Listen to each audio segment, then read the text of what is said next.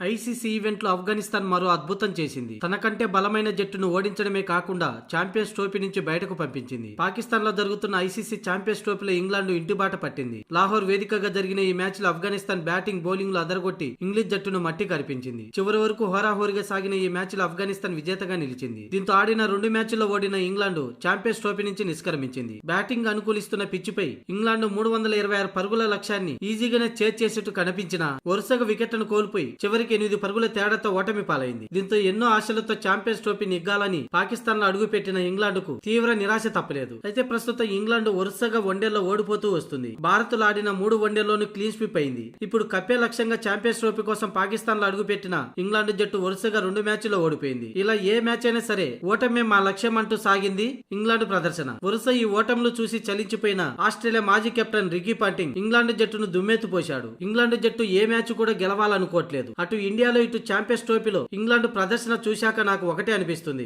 గెలవడం లక్ష్యం కంటే ఓడడమే లక్ష్యంగా పెట్టుకున్నట్లు కనిపిస్తుంది. ఇంతకు వీళ్ళు ఛాంపియన్స్ ట్రోఫీ కోసం సిద్ధమయ్యారా అనే సందేహాలు కూడా వ్యక్తమవుతున్నాయని, ఈజీగా గెలవాల్సిన మ్యాచ్ లో కూడా ఇలా ఓడిపోవటం ఏంటంటూ రికీ పాంటింగ్ పేర్కొన్నాడు. చివరిగా గెలిచే మ్యాచ్ లో కూడా ఓడిపోతున్నారంటే పాకిస్తాన్ టీం కంటే కూడా దయనీయమైన స్థితిలో ఉన్నట్టు కనిపిస్తుంది. ఇదే ఆఫ్ఘనిస్తాన్ పై మా జట్టు గెలిచి సెమీస్ లో అడుగు పెడుతుందని రికీ పాంటింగ్ ధీమా వ్యక్తం చేశాడు. కాగా ఈ నెల 28న ఆస్ట్రేలియా వర్సెస్ ఆఫ్ఘనిస్తాన్ మధ్య మ్యాచ్ జరగనుంది. ఈ మ్యాచ్ లో గెలిచిన జట్టు సెమీస్ కు చేరుతుంది.